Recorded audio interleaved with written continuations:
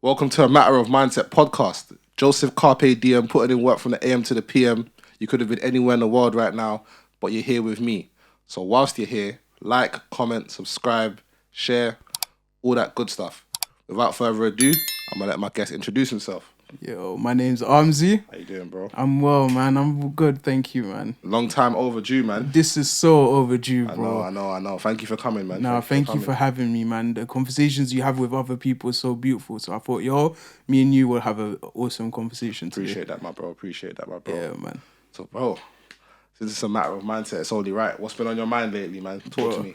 You know what, yeah? Like, what's been on my mind a lot more recently has been more of my own self-development, because I help so many people around me develop and stuff. It's always been a thing of making sure this person's got this job, so this person is leveled up and all of these things. And I've never really reflected that on myself until I looked back on my portfolio for like the last 10 years to be like, bro, like if I actually pass away today, what do I actually have to my name or people will remember me by?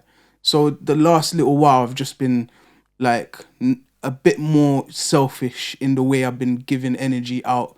So not outputting 100% energy to everyone, but giving everyone like 45% and keeping 55% for myself.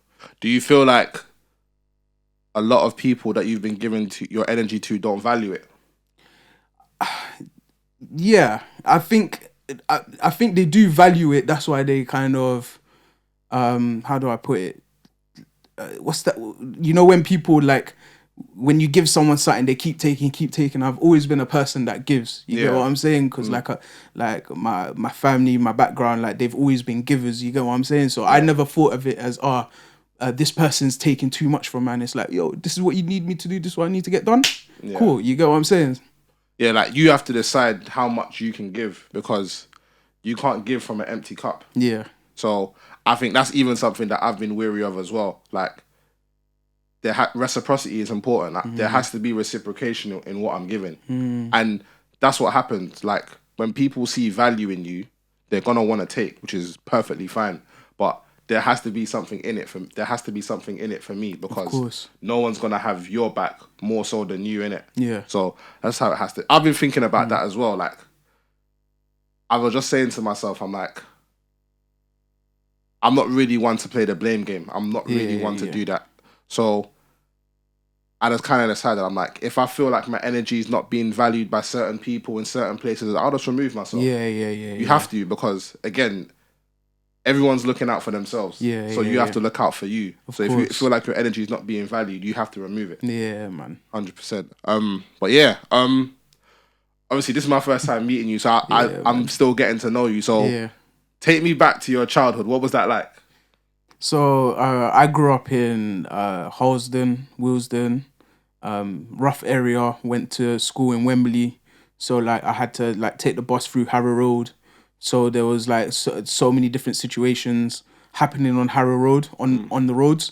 So I was always going through like war every single day to school and back from school. So yeah, man, like growing up, I'm from an East African background, Somali. So that is like especially being Somalian in the UK, it's a bit different because it's England, it's not back home. So yeah, man, like back home, like it's, how do I put it, man? Like it's like the upbringing from like a Somali household and from an Islamic background as well has always been like, my family are strict. You get what I'm saying? So it's always like, yo, like be home at this time. Make sure you're reading the Quran. All of these different things. So like I hardly really experienced outside of my home until like high school and college. You get what I'm saying? So like I was always kind of shielded from things. But yeah, man, my upbringing was beautiful. You get me? Like my parents are the beautiful people. My younger siblings, I'm the oldest of like my younger siblings, and then from my like my father married me. I mean, married my mum, then had me. So I'm the only child. You get what I'm saying? So yeah, man, it was like a beautiful experience, man. Yeah, I hear that. I'm gonna. You said something that how going to school, going up and down Harrow Road was war. Yeah. And I have a very interesting like idea about war. Yeah. I think war starts in the mind. So how would you say you were navigating yourself throughout the wars, quote unquote? For me, it was always make sure I'm safe. Like make sure everyone around me is safe. And if you feel if you've got a inkling of a bad situation happening around, just get out of there. If you don't know how to handle certain situations, you're gonna be the victim of it. So I always made sure I wasn't a victim in any type of scenario. Okay. Not to say that I was a bad man or anything, but for me, it was always just a thing of if I can't handle that, there's no point of me trying to put on a persona to try and be that. Yeah. You get what I'm saying? Nah, totally. So take us back to your family a bit more. Yeah, so yeah. obviously you said they were strict and you had siblings. Explain a bit more. Yeah, man. So I'm the only child from my mum and dad. Then me and my mum moved here when I was about like 2 or something. And then my mum met my stepdad, had my younger siblings, so I've got like 6 younger siblings. And then from my dad's previous marriage, he's had 7 children and before he met my mum. So like it's like I'm the only person from these 2 bloodlines that like no, like I've got no full blood siblings, if that makes sense. So since I was little, I was always kind of questioning like my surname. So I was like, right, like why is my surname different from my younger siblings? You get me? My mum was like, oh, don't worry about that. You're still like everyone's a part of the family. You get me? But that was like a little seed for man to be like, why is my name different? Does that mean I'm different? Like what is it? But obviously when we got older, we had them proper conversations and stuff. But during that time, like it was just like, who am I? What's my identity? Like even though I know I'm a part of this family and like I'm doing what I'm doing, why is that part of me different? You get what I'm saying? You know what? It's interesting, yeah. Yeah. So what I kind of gathered from what you said is that how there was still like a process of discovery that you were going through because of your family background. But I think that process of discovery doesn't stop. It never stops. What do you think about that? Never stops. If you feel like it stops, then you don't know yourself. You always have, and you're not evolving as well. The more you're discovering yourself, then you start to figure out, oh, is this who I am? Nah, I don't like this type of thing. Cool. You're onto your mindset changes a bit more. Yeah. Like even the goals that you were right for last year and you've achieved them, you're gonna be hungry to get more. You're not that same person now because you've achieved everything. So once you say you stop, I think that's when you're dead. Yeah. No, I agree. What I want to ask though, is it's always interesting the choices that people make and how they got there. So I want to ask with your background, your where you grew up and everything combined, what led you to where you are now? So initially, I always grew up around. This is like early college now, so I grew up around a lot of people that were doing music, that were heavy into sports, all of these type of things. So I was always around people that were very like active in different industries. But for me, it was like I was still going through life like, right, I don't know what I want. I don't know what I want to do. But I'm always around so many different creative things and so many different activities as well. Until it got to a point where I think I was about 20, 21 after college. It was like, all right, cool. I really need to buckle down and figure out what I want to do. And then it got to a point like I had a fallout with my family. I became homeless for a while and stuff. And then one of my friends had a YouTube channel back in the day and stuff, like doing like rap videos and all of these type of things, yeah. And he had a kid on the way and he knew, like I had an interest in documenting things. I was always documenting things when the iPhone 3G came out and I'm taking pictures and little like dead video. Even when it was the old school Nokias, I was taking all like these videos and stuff, you get me? So BB, all of these type of things. And then he was like, yo, like just take this camera. You know what I'm saying? Like take this camera, go do your thing with it. And I'm there like, bro, like someone's actually giving me a camera, like what do I do? Like so like I'm learning on the go, and then I realized, bro, like I might as well just document everything I'm doing. So I'm already like behind the scenes at music videos, I'm at studio sessions, I'm at like I was going raving from before even legally raving, you know what I'm saying? So I was in so many different places. So yeah, for me it was like when I got given that camera, I was like, okay, I've got to make something from myself. Yeah. Now I've been given this thing. I had this like little curiosity at the back of my head, like dive into it more, learn this thing more. So this is when like YouTube's getting more heavy. People are putting stuff online.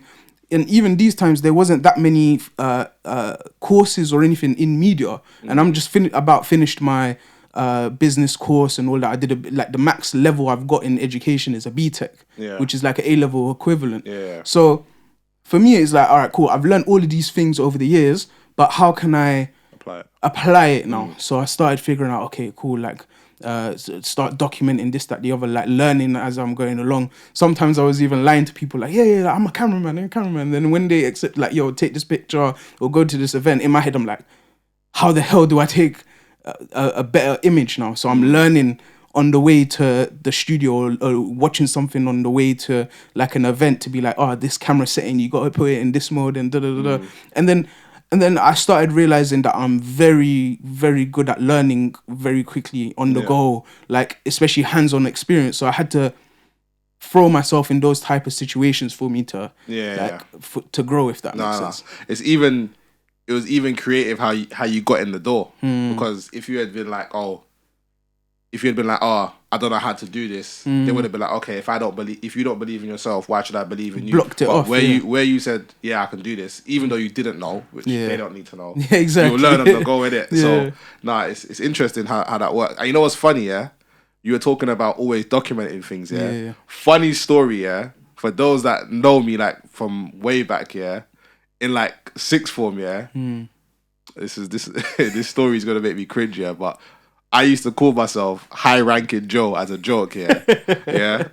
And I started a thing, called High Ranking TV. It was bare dumb. It was so dumb. All it was, was just, obviously I went to a boys' school, so the banter was just so funny. And I'm just this banter cannot go by the wayside and no one not capture it. So I used to run around, with a camera, just in like class and that. And obviously I used to get told off and stuff, And there was one time I was filming my class, and then my form tutor was like, can you get that camera off? It was so jokes. But I've always had like a desire, for people that know me, like I've always had a camera on me, have to. If it's not even to take videos, photos, you have to I feel like it's important to document. So when you said that you like to document stuff, I resonated with that. And look how it sorry to cut you, bro, but look how it's converted over a period of time now. Like you're still doing camera things, but now you're in front of the camera. You're doing these things, and I feel like when we're early on in something that makes us very curious and passionate, we don't know what the end goal is until you look back and be like, rah, it's taking me through these stages. And me speaking about my part of the journey has ignited something that you've started at that time. And that's why I'm trying to make you realize, rah, like, look where you went from there to where you are now. Which is such an important thing. Yeah, it's true. It's true. You know what? With me, like, coming from a Nigerian background, because my interest weren't the conventional interest. Exactly. There was so many conflicts with the family, that I feel like I didn't handle the way I should have. Like, I was telling my family I wanted to do accounting and all this bollocks when I know fully well that I didn't want to. But the thought of me disappointing them, I didn't want to do that. But I'm thinking, you know what? I have to live my life for me. Of course. Not even on a selfish one, but I have to live not even on a selfish one. I have to live my life for me, because everyone's making decisions that they feel are in their best interest. So I have to do what I feel is best for me. And the question I was going to ask you was there any like conflict with family when you were pursuing your creative passions? Like 100%, bro. Talk 100%. So like I remember where I just about started uni, about to do international business management and all that. In my heart of hearts, I knew something was wrong. I couldn't really like go into uni like that. Like I remember sitting in my first lecture, and I'm like, nah, this is mad. Like, is this what the rest of... Like, I started clocking in myself, like, right, am I actually pursuing what I really want right now? Like, am I maneuvering in where I actually want to go and stuff? And then it got to a point where that weekend I moved I went back down to London, and I'm speaking to my mum, and I'm like, yo, like I don't really like the way like I'm moving through education right now, and I really like this camera thing, and I feel like I want to dive into it much more. I remember my mum looking at me like I was crazy, like, what, you're gonna throw away that whole opportunity? Like, I remember my mum saying, "Bro, like, I come to this country to get you and you to a better position in your life, and now you're trying to steer that away to do something that is like not even certain." And around that time, the camera thing wasn't really as dominant as it is now with content and all that. You get what I'm saying? So everything was either on TV or that's it. And YouTube is just about starting and all of these things. You get what I'm saying? So even those on YouTube weren't really seeing P's at that time. So I'm trying to convince my mum, like, bro, like, I feel like this is something I like. It's not like a calling or anything, but I'm like, I'm gravitating more towards these things than it is to what I'm doing now. You get me? And then my mum was like, if you're able to make a living from it, let's see. And then I'll never forget, that pushed me over the edge in a good way to be like, you know what? Give me a year to 2 years. Let me see what I can do from this. I remember paying off like the electric or the gas bill or something with my first ever change that I got from the camera. And that made me sniff blood in the water. I said, yeah, this is where I'm going now. And then that little defiance from my mum was like, bro, fuel, innit? Yeah, it wasn't like for me. It was like, I'm not trying to like overshadow you or anything, but I just want to show you as your son, I can prove that I can do something. You got what I'm saying? Especially from like African backgrounds, that it's either lawyer, doctor, and all of those type of fields. But for me, it was like media, and there wasn't really much things going on in media like that. You get it? So for me, it was a very hard, defiant thing, man. Question I've got to ask you, if you don't mind, Of course. How did you said you were homeless for a bit, The reason why I want to harp on that, because I feel like those points, are the most defining points in someone's life. So, what was that like, and what did you extract from I'm that? happy you brought that up, bro, because I felt like during that rough 3 years, like 2 to 4 years period, that was a really struggling point, not only physically but mentally, and it made me understand who I really was and what I was actually capable of and how resourceful I can be. And it got to a point where you wouldn't even know I was homeless. You literally wouldn't know I was homeless. I was still dressed clean, this, that, the other. Like, I knew where to go get food. I knew where to go laundry. Like, it got to a point where I militarized it. I knew exactly how to maneuver in this thing. But for me, it showed me my darkest parts of me and the greatest lights I had within me. Fair enough. Because I've heard, the only person I've heard say that they were homeless was Eric Thomas. I don't know if you heard of him. Yeah, Eric Thomas. And obviously he was saying he was eating out of trash cans and stuff. Yeah, man. But I know everyone's experience is going to be different, innit? So obviously on the podcast, I think it's a good opportunity for the guests to tell their story, innit? Yeah. So obviously I want to hear it from you and see how that can connect with with the listeners as well. I remember one time where like I was like, I think the first 3 months of when I was homeless, I was like I was still going to studios, I was still like going to events, like I'm still a part of like music videos, all these things.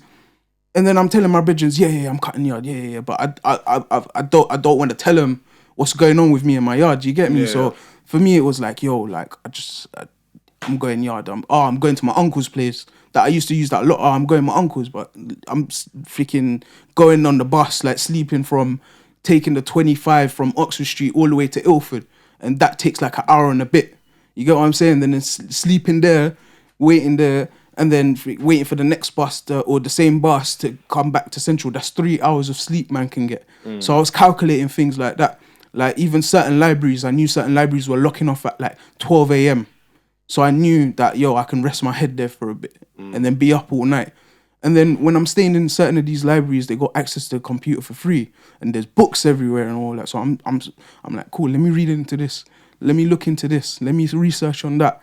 And then I stumbled across like a directory of like where you can go to wash your clothes for free, where you can get breakfast, lunch and dinner for free, all of these type of things.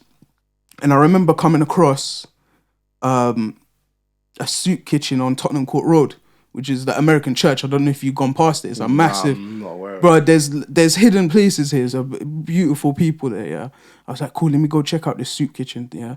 Gone there now. I've got my massive rucksack now and all of these things. I've gone there now. I've got my food. I'm looking at everyone around me like, and I'm like literally the youngest looking person there.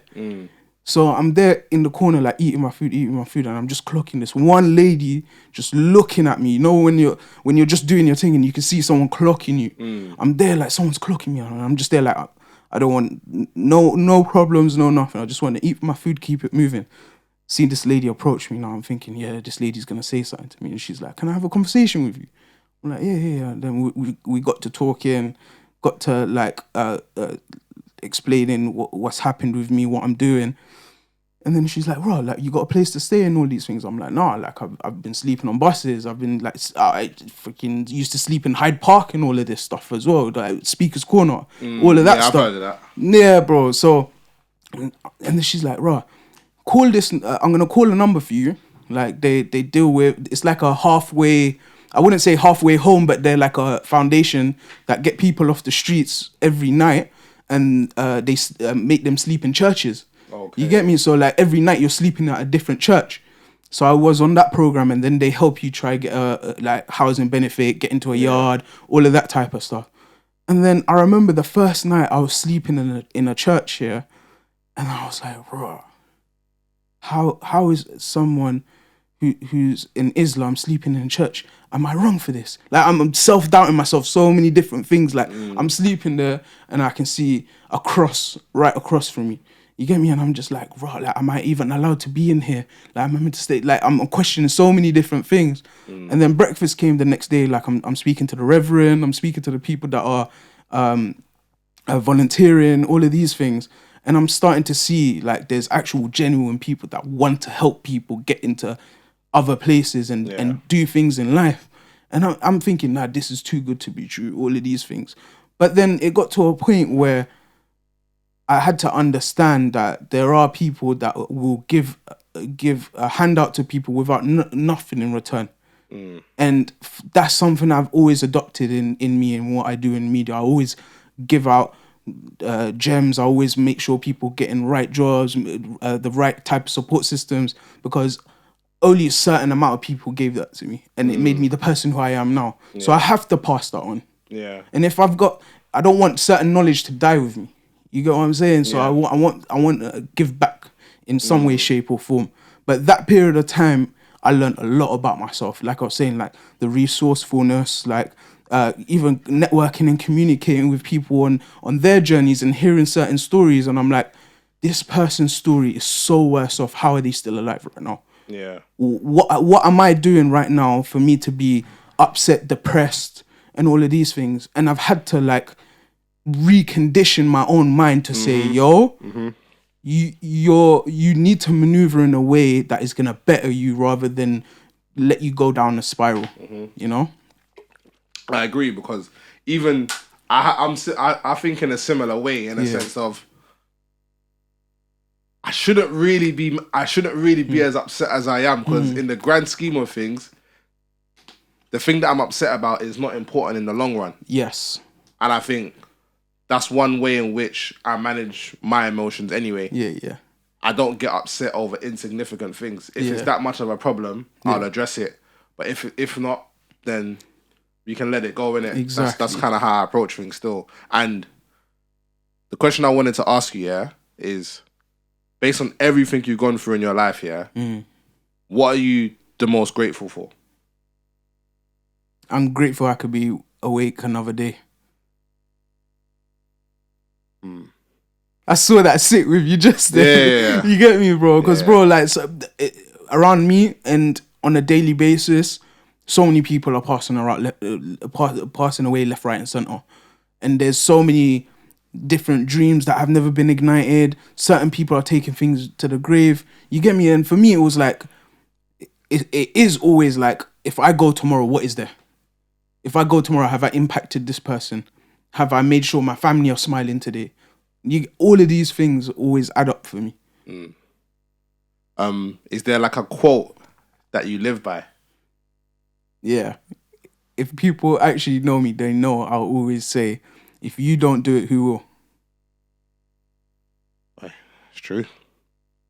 It's true. You get me? Same thing. Bro, even with your podcast, like, there's so many podcasts out there, but if you didn't do talking about mindset and talking about certain things that you feel are curious to you, only you can do that. No one else can do that. Yeah. And you know what, yeah? Speaking about the podcast thing, yeah, I'm just going to put it out there. You know what I hate, yeah? People always complain, yeah, that all podcasts do is talk about men and women, this and this. Yeah. And my thing is, all right, you're entitled to feel how you want to feel. Come on the podcast and change the narrative. But my brother. But they don't want to do that. Yeah. So I'm just there's some people that just want to complain. And even with me, like, I've kind of stayed away from the gender topics, because I feel like they're circular after a while. Yeah. But I feel like, obviously, the talking about relationships between men and women is inevitable. You're gonna have to. Yeah. But I don't want it to be the center of. I don't want it to be the center of the podcast. Yeah, you know what I'm saying? Yeah, because obviously, when it's about mindset and how people think, that kind of covers everything, innit? Yeah. So that's kind of how I wanted to brand the podcast. Innit? I didn't want it to be like, oh, this podcast just talks about gender wars and all this. You know what I'm saying? I get you, man. Pardon me. Like, and I think what I enjoy about my podcast is it shows the human side to everyone. You get what I'm saying? Because as much as people want to do this gender war, blah blah blah, a lot of people are playing characters as soon as the camera's on. Behind the camera, like there's real people that exist, and the only way you can actually get them to show that is by sitting them down and having genuine conversations with them. Man. Yeah. So that's kind of how I approach the podcast, innit? Yeah. That's just me. That's just how I approach it, innit? Yeah. So it's like we can do the back and forth about men and women all day, but it's like, okay, cool. Where are we going with it? Yeah, it's like, okay, now that we've acknowledged that we are ideologically opposed, what are we talking about? Yeah. That's real. That's just how I look at it. No, of course. Like, the back and forth thing do get tedious after a while. I got a question for you, though. Go ahead, bro. You see, as we're on this topic here, do you feel like female attention affects a man's mindset when they're like hunting to go do what they need to do in life? Because there's so much distraction now as well. Yeah, I feel like a man should put his purpose above all. Because when a man puts a woman above his purpose, he ends up being resentful to the woman. And yeah, that's just how I think it should be done. I think a man should put his purpose first, his woman second. And I know women are gonna hear that and not like that, but that's just how it has to be. Like, women are great and women are lovely and they're to be cherished, but you're not meant to be idolized. If a man has put you on a pedestal where you're above everything, you're an idol at that point. Yeah.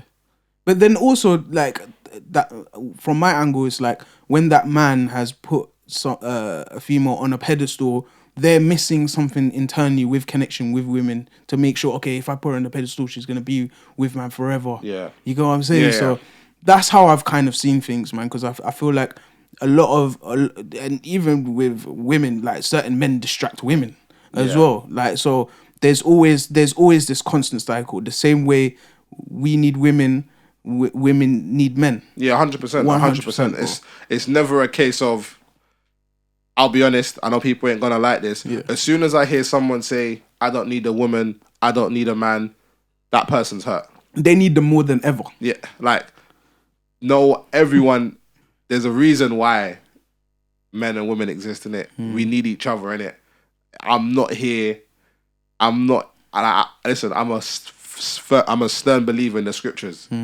So the reason why Adam was created and Eve was created afterward was because man needed a helpmate, not wanted, needed. So if you're coming with this stuff of, oh, you don't need a man, I'm just gonna assume that you're hurt. Yeah. And to those that disagree with what I'm saying, why do you feel like you don't need a man? To those, because one thing I do, people have their right to disagree. Of course. And instead of me attacking them, I like to question it. Okay, cool. If you believe that you don't need a man, why do you feel that way? Yeah. And then it's then for them to explain and say, oh, this. Yeah.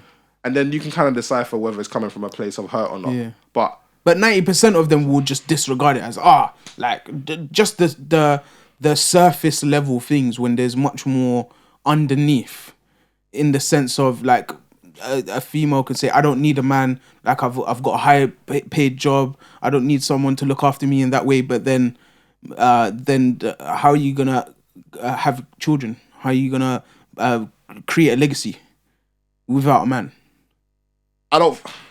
This is I know we're going sideways for your thing, but I'll be honest, I don't even think those kind of women are thinking on that level. Yeah. Because when you're so emotional like that, it's hard for you to think on a macrocosmic level. You're only thinking about yourself. So I think that's where the man comes in. That's where the man comes in to balance out the emotional. Not saying that men ain't emotional, but men are emotional in a different way. Yeah. But that sort of emotion needs to be balanced out by a man, in my opinion. I understand that. I see that perspective. You know what was funny, I went to a debate show yesterday, and the whole conversations about men and women came up or whatever. And obviously I was contributing, saying what I think or whatever. And I had a back and forth with one young lady. Cool. Like, we disagreed on certain things. No problem.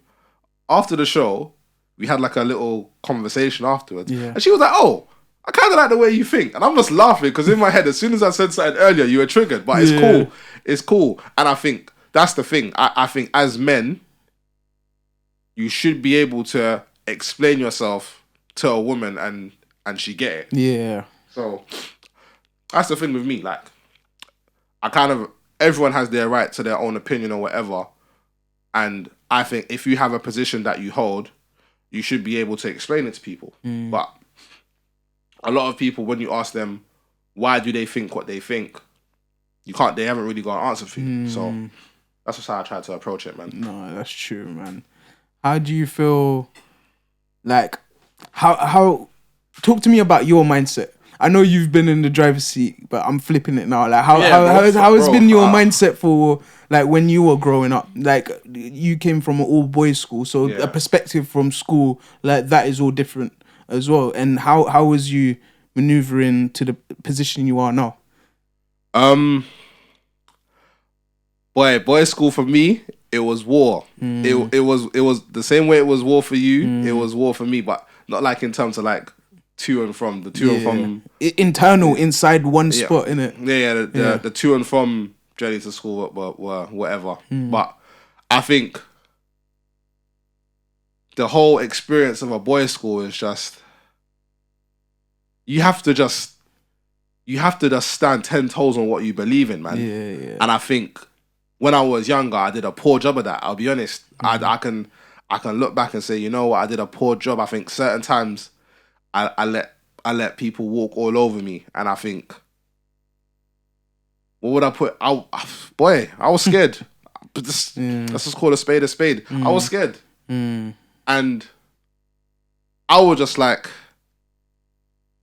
if I react the way that my emotions are telling me to react, I'm gonna do a madness. And I was always thinking, I have to show some self-control. Of course. But it's like, sometimes you have to just show that you're willing to defend yourself at all costs. And that's part of being a man, because if you can't defend yourself, you're going to be responsible for defending your whole family. Yeah. If that's the life choice that you take. So you have to protect and provide. That's what women want from men, and that's what families require of men. But it starts with yourself. So that was, I think I done a poor job at that. And one thing I've come to realize, the thing that makes me different, is my strength. And I think let me word that in a better way, yeah? In a sense of, I'm very open to people about what I think. And the feedback that I get from people is weird. Like, it's off. Like, sometimes it's off. Then, after a while, people come around like, oh, I remember, like, I rate that now, you know? Like, it's weird. And I don't know how I feel about it, because it's like, if I tell you something, or I'm showing you something, I'm showing it to you. No. Pardon me, let me correct myself. I have a bit of a messiah complex. Okay. I'll be real. I'll be 100. Like, I'm always thinking of how to make the good better. And sometimes you have to let people come to that realization on their own. Of course. And not force it down people's throats. And I can be honest, I was a bit guilty of that. So I'm just doing what I'm doing. If I influence and I impact people, cool. But I'm not going to shove it down people's throats. And I think that's one thing that I was guilty of. Yeah, you always want people to gravitate towards what you're doing rather than, like you said, forcing it down someone's throat. Like, accept this. Yeah. We're in such a society in that type of manner now, where it's like, you have to accept this. Oh, your opinion is that you're a part of that group now. Yeah. Where you can't have a mutual opinion now, where you understand left and right. Yeah. And if your thing is balanced, you're already a part of the left. Yeah. Do you get what I'm saying? Yeah, so for you to stay true and also maintain your emotion through situations that are gonna cultivate that type of emotion consistently from you, it's a strong battle within that has to be a part of your upbringing, the way your environment is, the way your social group is. All of these things help you mold you into the person you are. Yeah. And you know what? I'll be honest. I'm being so transparent, yeah. I think a lot of that was down to my own insecurities. And you know what it is? Again, like you, I've seen a lot of people die in it. Family, friends, whatever. And the worst thing is, my thing is, people are waiting until people are dead to give them their flowers. Yeah, man. And I'm just thinking, that can't be me, man. It can't be me. But I'm just like, you know what? That's just part of the course. Like, when your star shines so bright, that's going to intimidate some people. Yeah. That's not me bigging myself up too much, but that's just how it is. But it's just like, people have ample opportunities to tell people how much they appreciate them and whatever, but they don't because they take time for granted. They take the opportunities they have for granted. And sometimes some people are just straight up envious and jealous. But I try and remove that emotions. Like, I tell people I appreciate them from a genuine place. But I don't know if when I say I appreciate them, whether it means something to them. But I'm only saying it to them from a genuine place. You get what I'm saying? So I just think, yeah, man, like, give people their flowers and just show people that you appreciate them. But in the interest of fairness, yeah, I do get a bit gassed by a compliment, man. I'll be honest. No, bro, come on, man. I do get a bit gassed by a compliment. I'll just be honest, bro. Yeah? Because all my brethren are like, I don't want to compliment this guy because this guy's gonna get gassed up. I'm that guy. You're that guy. I'm that guy, 100%. I'll just be honest. No, be honest. I'll be honest. So but I'm the sort of person though that I give out compliments freely though. There you go. I give out compliments freely. So then, when it's given to you, your reaction is overboard than everyone else's. Yeah. Not in that manner of like ego inflation, but in that sense of, because you give to everyone and someone's actually given to you, you're so happy and you're passionate about that. Yeah. That's why your reaction's like that. Bro. Yeah. I'm not the sort of person to be like, to compliment someone, to be like, hey, don't get gassed, you know? Yeah. But I want you to get gassed. I want you to get gassed. Like, that's me, like, but I feel like now that I'm a bit mature now, the backhanded compliments need to stop. Yeah. The backhanded compliments need to stop. Like, if my brethren's looking fly, I'm gonna be like, yo, my bro, I'm not gonna lie, bro, you're looking fly, bro. Gallum, sugar, all of that. I'm not gonna say that. Then on the back of that, say don't get gassed. If you really look at it, slightly sounding like a hater. Yeah, 100%. Do you get what I'm saying? Because it's like the people that say, "Oh, what's your little podcast saying? What's your little venture saying?" Yeah. It's those little bits of wording that show the true color of what's being communicated to you as well, bro. Yeah. Because you know what? Sometimes, you have to just listen to yourself speak sometimes. Yeah. And sometimes you sound so mad. Like, if I'm gonna say something, I'm gonna say it and mean it, innit? I'm not gonna say it. If I don't mean it, I'm not gonna say it. And that's why, personally, I'm not the type to tell a girl, I love you, when I know I don't mean it. Yeah. Because as soon as you do that, the expectations, you're setting yourself up an expectation that you can't meet. Yeah. So words mean stuff. And yeah, just try and be a bit more genuine with the people that you allege to appreciate. Yeah. You get what I'm saying? So that's just how I approach things still. It's a good way of approaching it, man. Like, and not many people have that in the front of their mind to think in that manner. A lot of people are very robotic and reactive, and we're also in an age where people are gravitating towards that type of appreciation. So the more you're actually giving out to people and giving your flowers to people, like the flowers are gonna come back to you tenfold. Yeah. And because people won't give it to you in the more, if you tell people 100 people a day, like you're doing good, you're giving 100 people your flowers, 10% of that's coming back to you. So when you get that 10 people telling you that you're gonna be over the moon because you're giving 90 flowers away. Yeah. Do you get what I'm saying? So, and not many people think in that manner. A lot of people either give flowers to break you down, like you were saying, like don't get gassed and all that. And then there's people that actually want people to win. We want people to win, bro. Yeah. You get what I'm saying? 100%. And that whole, and I think that genuinely being happy for people comes with being content. And I think when you're not really happy for people's success, that's when you when you're not really happy with yourself, that's when you tend to make snide comments like, oh, don't get gassed or blah, blah, blah. Because their confidence is making you feel away. And it should never be like that. If you're feeling gassed and you're feeling like you're the man or whatever, bro, go. Yeah, man. Just go with it. You know what I'm saying? And I want you to feel like you're the man. Because if my strikers are on form, that makes my life easier. Winning, that's what I'm saying. That makes my life easier. Do you know what I've clocked as well when you're giving specific people flowers?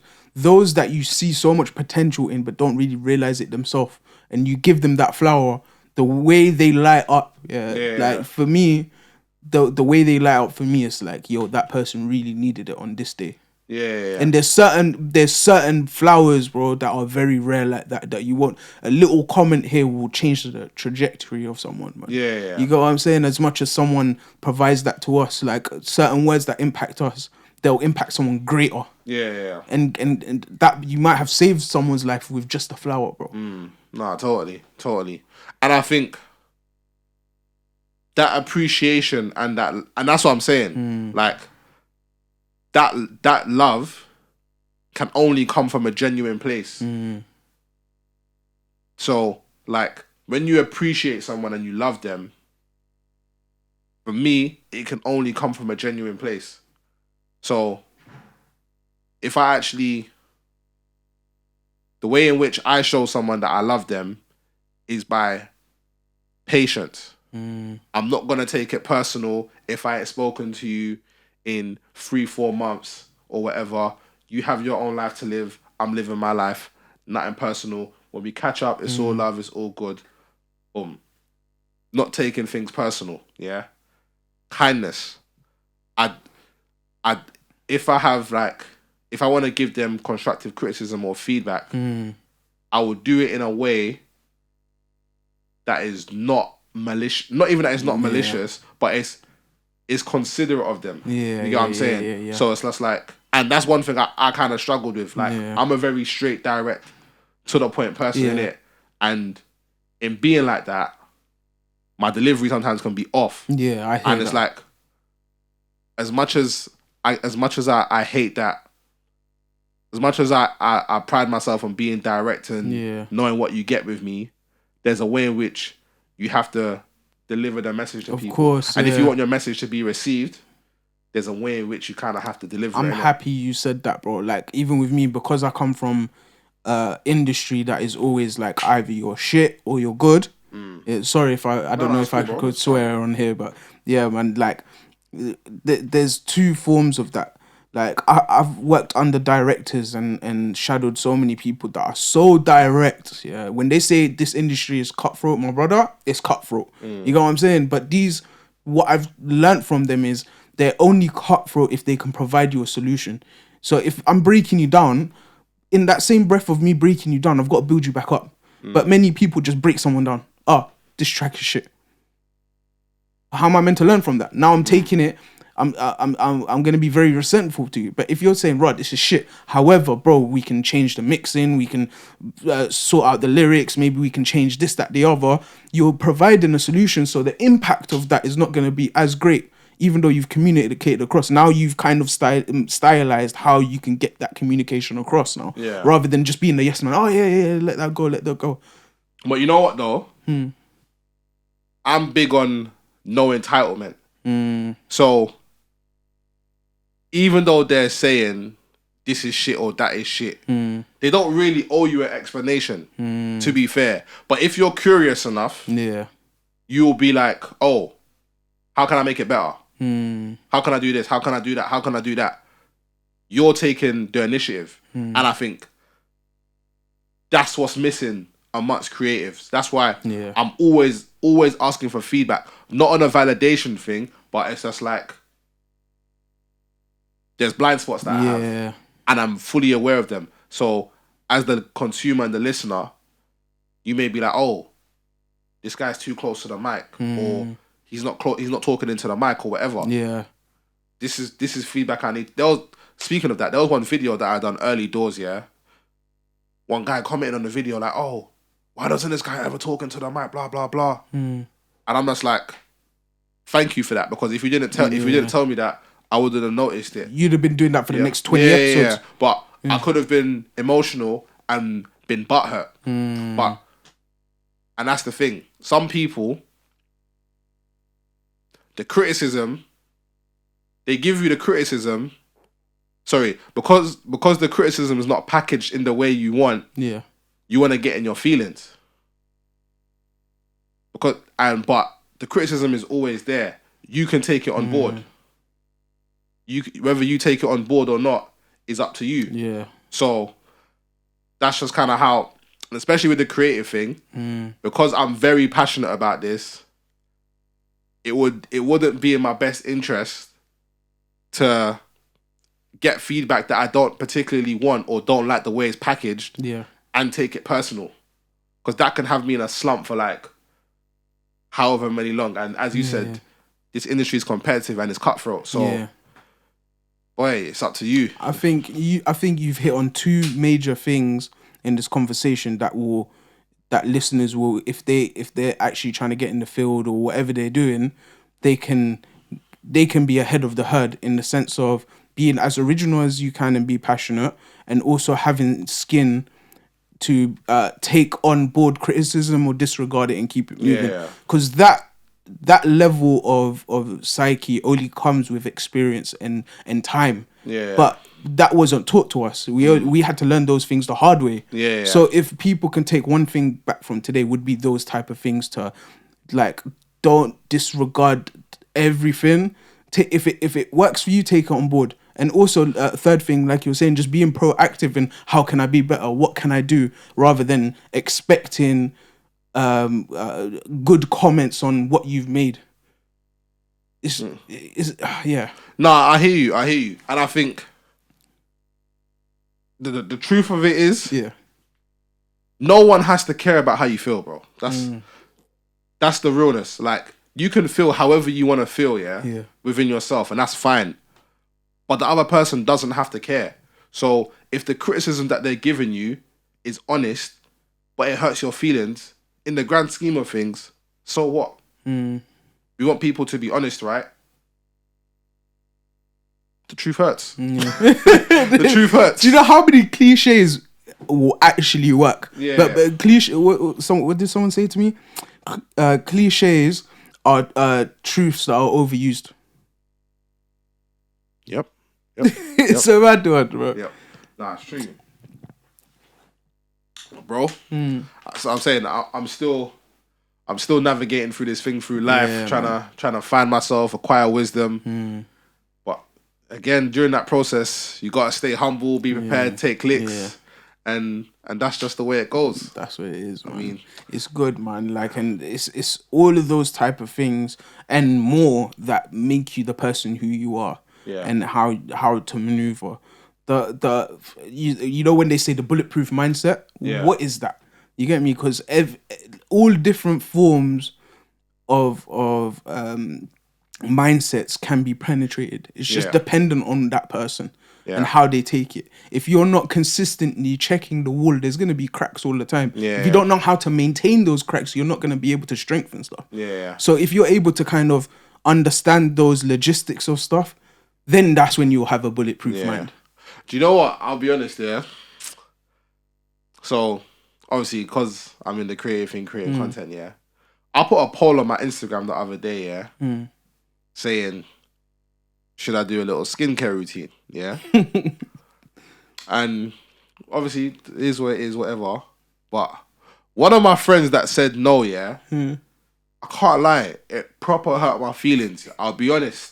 I was upset for days. I'll be honest. I'm like, bro, I hold this guy like proper high regard.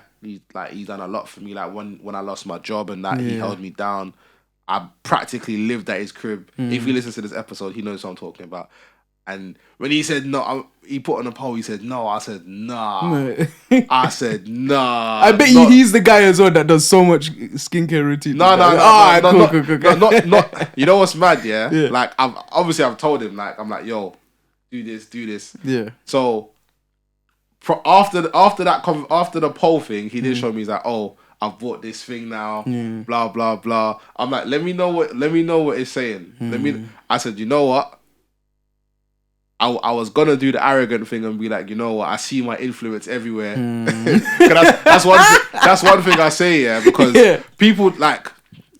Let me just be honest. People want to act like, and it pisses me off. People want to act, like I have no influence, blah blah blah. But then first they hate, then they imitate, and that's not even an arrogant. Brother. That's not even an arrogant one. It's not even an arrogant one. Because, bruv, it sounds like I'm being so arrogant, but I'm really not. Say your piece, bro. Because I'll tell man like, yo, cop this, do this. Nah, man, I don't need to do all that. I don't need to do all that. However many months later, hey, Joe, I caught this thing, blah, blah, blah. It's live, So what changed from now to what changed 6 months ago when I told you to now? Other than your ego. That's, bro, man, them have got too much ego and it's bare annoying. It's bare annoying. I get it. Like, for me, if me and you are not really close and you want to have that ego and that, I get it. But the people that I'm cool with and that I think are official, you should know with me it's a no ego thing. That's one thing it really does get on my nerves. There's no ego in mine. But again, it goes back to that Messiah complex. Let me not shove it down. Let me not shove it down people's throat. Let me just plant the seed and keep it pushing. Let me just plant the seed, keep it pushing. Because I'll tell man like, yo, this is what I'm on. Boom, boom, boom, boom, boom. You should jump on, You men are missing out. You men are missing out. Boy. I've told you what to cop. Yeah. Boy, don't complain at me. But again, I do understand the opposite side, because I'll tell man like, yo, we're grown men now. Man need to invest in the shirts. Man need to, like, this is just me in it. I'll be like, we're grown man. Man need to invest in the shirts and that. I get the whole graphic tees and that is cool, but sometimes less is more. Sometimes less is more. Of course. And I'm telling them, and they're hearing it. They're hearing it, but it's like, okay, cool. You said it to me. I get it. You don't need to beat me over the head with it. And it's just everyone's in their own time, and that's one thing I need to learn and remember. Not everyone is gonna move at your speed. Yeah, man. That's the entitlement that I need to work on. Like I should just plant the gem, keep it moving. Yeah. Plant the gem, keep it moving. And check in time to time. Yeah. So, yeah, man, I'm learning about myself, man. Small. Man. Learning about myself, small. So, yeah, man. Obviously, we put a poll on the Instagram. What topics you got on the Instagram? Yeah. Hey, shout out the Instagram massive. Hey, come on. Shout out the Instagram massive. This is gonna be interesting, man. 1 sec. Let me bring up. All right, so we put up a poll saying we're gonna have this podcast today and to see what topics we should be speaking about. So, because I've got quite a few, should we just stick to like 2 or 3? Or do you want to breeze through a couple of them? Yeah, go ahead, bro. Right. All right. This one's an interesting one by Jay Gray, bruh. And then this one is the balance/struggle between ambition while staying content with current life situations. Ooh. I think the pursuit of the life ambitions is kind of what keeps me balanced. Because I'll be honest, if I was just working, just trying to earn money and just didn't have any other interest outside of work, I remember that period of my life. Boy, I hated myself for it, and I just part of the system. Yeah, and I think enjoy when they say enjoy the process. Yeah, like it's like people have said it so many times, that it sounds cliche. Yeah, but it's a real thing, and it's like if you have something that you want to pursue. You don't know whether you're gonna be an overnight success, or you're gonna have to be at your grind for 10 years. Most people are gonna have to do the 10-year grind. Yeah. But that 10-year grind, you have to enjoy it, because where that's gonna take you, you can look back in appreciation and be like, oh, this is what it was all for. This is what was worth it. It was worth it. So I enjoy this. Like I very much enjoy this. Like every episode, I never know which way it's gonna take or which way it's gonna turn. But that's what makes it enjoyable. Every episode is different from the last. Not every episode is the same, because every episode is different, and every individual guest and me add something different each episode. So yeah, man. That's an interesting one, bro. What about you? What do you think in regards to that? For me, along the lines of what you were saying, but also like just knowing when to rest up, because rest is the most important thing, especially when we're always on the go people. We're always moving. We're always in fast, busy paced environments, but sometimes we never slow down. And I feel like slowing down is what will make us move faster, especially moving in the right direction. Yeah. You know? Yeah, that's my take. Fair enough. Yeah, what else is there on the next one? All right. Unknown Smooth, shout out to Smooth, says how you need to have the right team / people around you. That is important.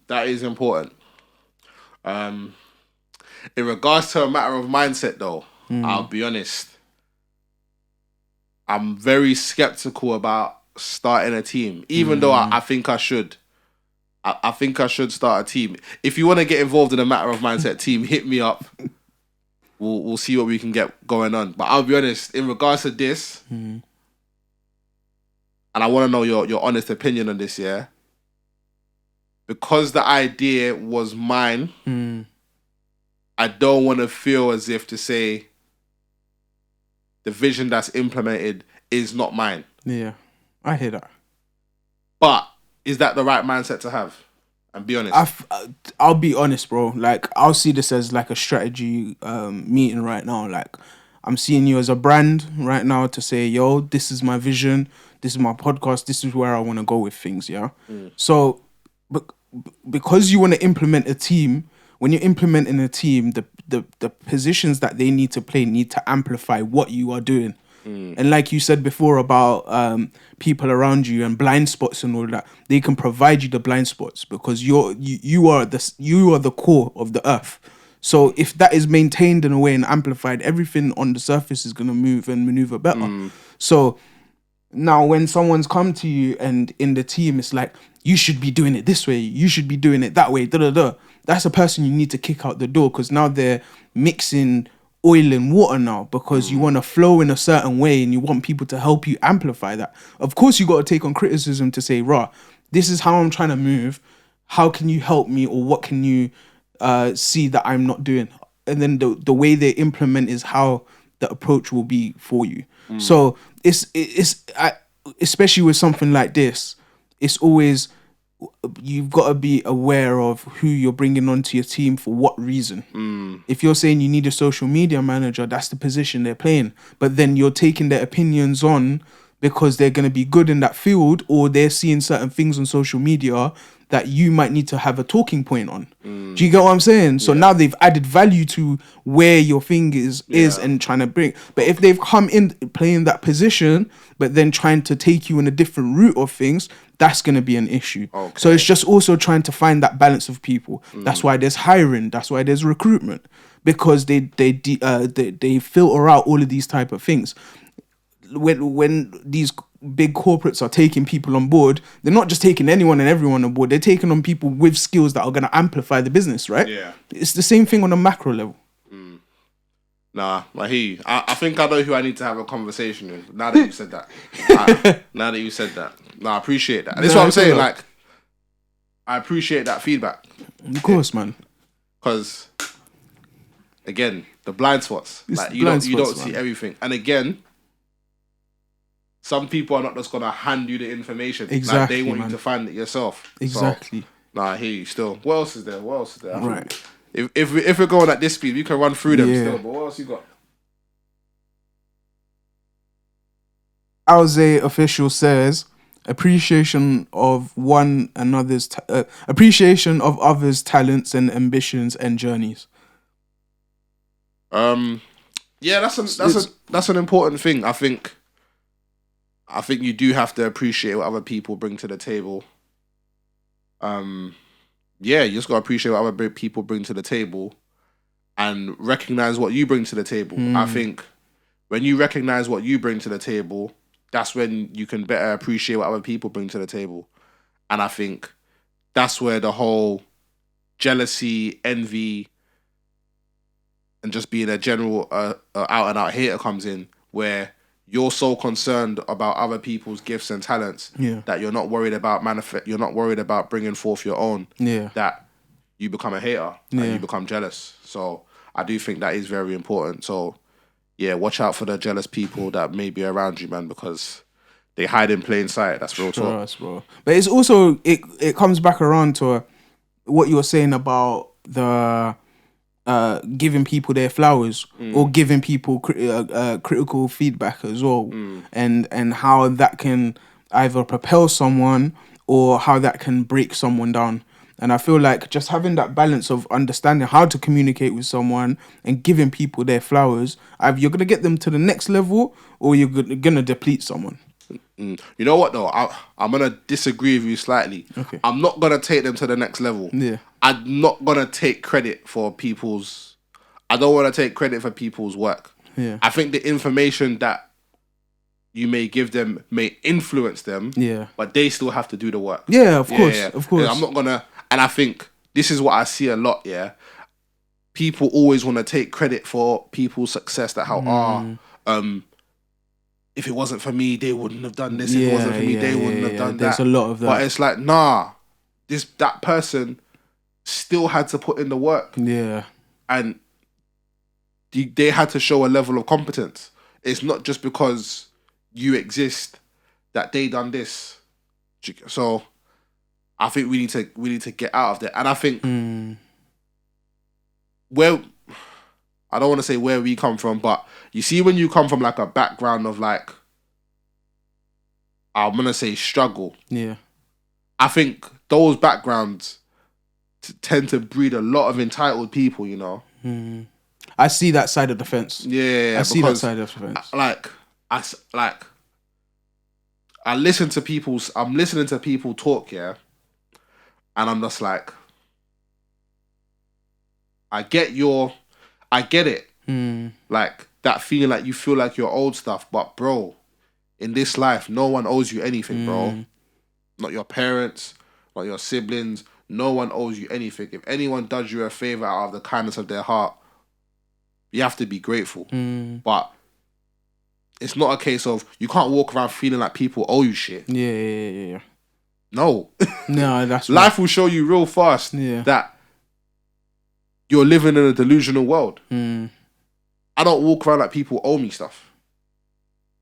You get what I'm saying? Yeah. Like, and I think, especially amongst men, I don't think we have room to be entitled. Everything that we feel that we deserve, we have to perform and compete and show that we're deserving of what we feel like. We have to earn what we feel like we deserve. All this entitled stuff, that's for the gallon. Yeah. That's real. Real talk. I hear what you're saying, man. I fully get that point, bro. Right. The next one is shout out to Vaughn. Shout out Vaughn. Growth mindset. It's open. It's such a broad and open mindset. One. But let's try and tunnel vision it. You're forever growing. Your growing never stops. I would say self-awareness is a big part. You have to be very aware of your limitations. And I think when you're aware of your limitations and your lack of knowledge, that's when you can go about acquiring wisdom. So you have to, I don't want to say think less of yourself, but think of yourself less and then go about acquiring wisdom. So how does one acquire wisdom? You have to acknowledge that you don't know. You have to have honest conversations with people. You have to ask questions. If you're looking for the answers, you have to ask questions. Not everyone's going to give you the answers per se, but they'll put you on a roundabout the right path to find it. Or better still, you go find it yourself. Better still, you go find it yourself. The amount of times that I've been on YouTube or whatever, or Buzzsprout, like, how to make the podcast better, how to improve the sound quality of the podcast. I've done that 1,000 times, bro, because I want to be better. But that quest for wisdom and growing, it has to be very intentional. I'll say that it has to be very intentional. If you're saying you want to grow in your way that you think and you approach life and things, that has to be a decision that you make. Obviously, we're gonna fall short sometimes, 100%. I'm not gonna act like I'm stone cold all the time. I do fall short. When I fall short, I acknowledge it. If you can't be true to yourself, you're gonna lie to everyone else. Yeah. If you're not gonna be true to yourself, you're gonna lie to everyone else. I need that on a t-shirt, bro. I need that on a t-shirt. So that's it. That's just how I approach it, bro. You wanna kick it with one last one? Yeah, go ahead, bro. We got time. We got like 15 minutes. 15 minutes. All right, cool. We'll breeze through too. Yeah. Shout out my guy Aaron. Yeah. This one's an interesting one. I had to pause for this. The danger of the comfort zone. Oh my God. That's why I paused, bro. Oh my God. I got. The danger of the comfort zone. Yes. Boy, you see that comfort zone? Bro, it's the worst. It's the most enjoyable, unproductive zone you can be in.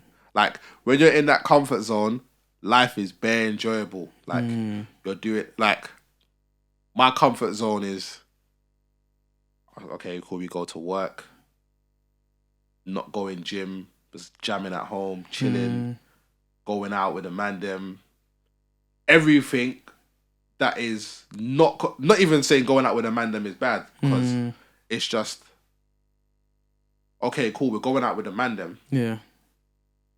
But again, man have got goals and dreams that man has to pursue. It's that balance. Yeah, it's that balance. So it's like, as much as I enjoy going out with you, man, in the long term, how does this benefit us? Yeah. Because outside of work, I've got other things that I want to pursue. So every outing kind of needs to be contributing towards that. So tell a story. Obviously, yesterday there was one debating event that I went to, and my friend was like, "Come, let's watch the England game." And in my head, I'm thinking, as much as I want to watch the England game, this debating event is going to be a good opportunity to network. So I chose the networking event. I spoke to my friend afterwards. He was like, I was like, "Oh, yo, what was the England game saying?" Like, yeah, it was cool. Then I said, "Yeah, man, the reason why I went to this event was because obviously it would be a good opportunity to network." He's like, no, it's cool. I get it. And I think when you're in that creative zone, which I feel like I'm in now, you have to stay locked in, because as soon as there's the creative zone, then there's the comfort zone. Yeah. I'm still trying to balance the in between, but as soon as you get out from that, as soon as you get out of that creative zone and you're in that comfort zone, getting back is such a struggle. Yeah. So now that I'm in the creative zone, you have to stay locked in, and you have to sort of acknowledge when you're in that zone. And I'm a bit annoyed because Christmas is around the corner. That's gonna be so a big I comfort know zone. that's the period where I'm gonna deviate back into the comfort zone, the turkey and all the Christmas food and all that. But I'm trying my best to just stay in that comfort in the creative zone. Man. What are your thoughts? My thoughts is, I feel like the comfort zone always changes places, and what I mean by that is, especially if you're a person, if you're doing what you're doing, and let's say you've won an award now, like you're in a position like, yo, you've worked so hard, you've won the award, all of these things. Are you gonna excel from that? Now another comfort zone's been made. You can lay back a bit. You can be a bit more lazier. Then that grows. Now that forms another comfort zone. You get what I'm saying? Until someone, either yourself or someone, brings you out of that comfort zone. I feel like the comfort zone always changes with the goals that you achieve. Yeah. I think as well, when you achieve a goal, maintaining that hunger is the test. Yes.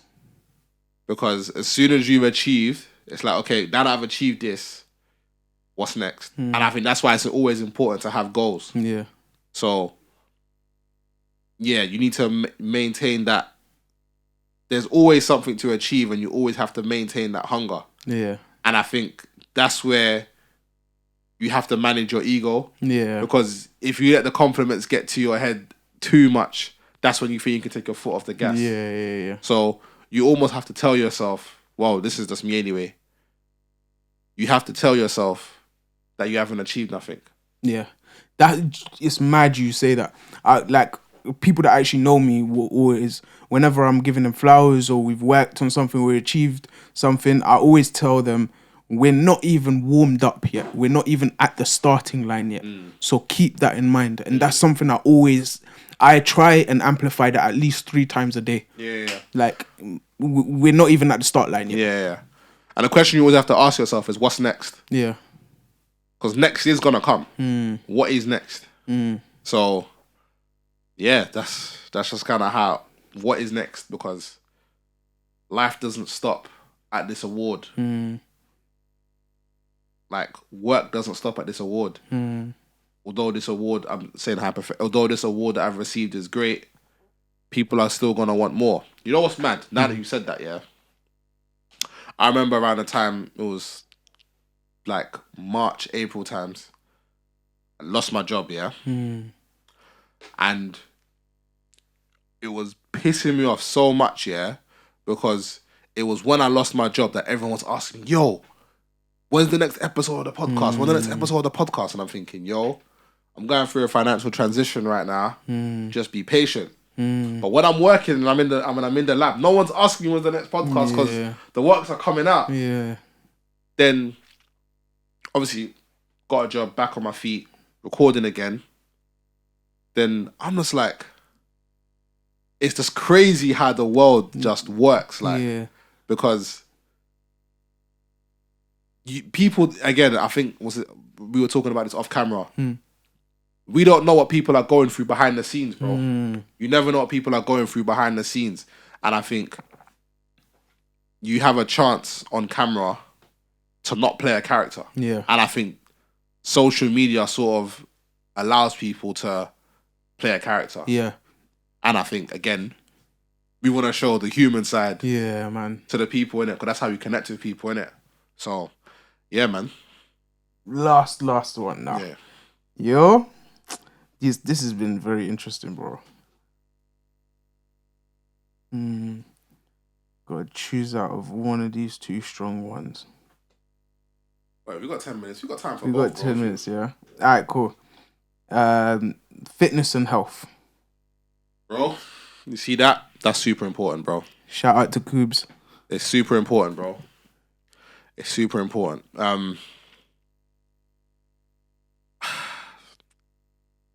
People know me, yeah. Like, I press everyone to go to the gym. I press everyone. If you don't feel good about yourself, go to the gym. I say that all the time. And I even had a conversation with my little cousin, yeah. Like, she's like 60, she's 2005, we're in 2020. She's 17. I even said to her, yo, I know you're facing your studies right now, but as soon as you get to uni, you need to look at that gym membership. Yeah. 100%. And even when I went to uni, like, funny story, like when I went to uni now, I went uni in Brighton. They had like a little Facebook group at the time where you basically look for housemates and you find houses that way. So I found a housemate. I found my housemate, guy from South London. Like, met him, cool. First conversations are, I'm like, okay, cool. So when we saw the gym membership, that was like one of the first conversations. He's like, when we saw the gym membership, he'll tell you. He'll tell you. Like, so we sorted out the gym membership now, and then we were just going, like, we used to just go together all the time. Like, we used to go, like, if you know Brighton, like, we lived like the area is basically Coombe Road. Shout out to Coombe Road crew. Yeah. So we drove from like Coombe Road to Falmer, which is where our gym was. We done that for like 2-3 years straight, yeah. And I look at the photos from when we first met to 2-3 years later, and the progress was crazy. And we were just at it, consistent, boom, boom, boom. We were going like minimum 4 times a week. We didn't even know what the fuck we were doing. We used to go halves on our shopping. We were doing the stupidness. We were eating like rice, chicken, ketchup, boiling mixed veg. Then one of my brethren come to my house, yeah. And he was like, "Rah, so this is what you man are eating."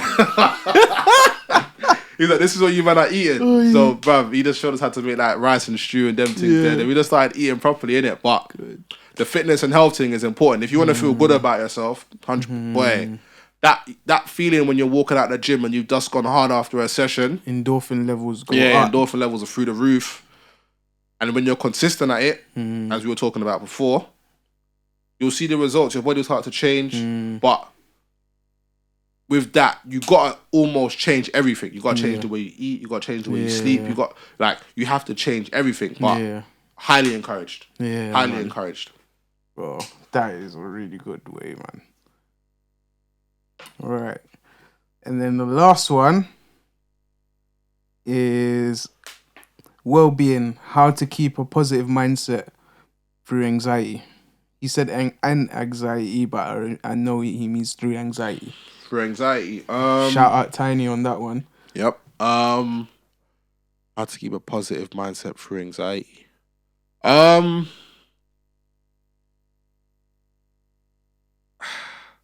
It's a weird one. But I know. Can I take the floor on this one first? Yeah, you can. Yeah. You can. Go ahead.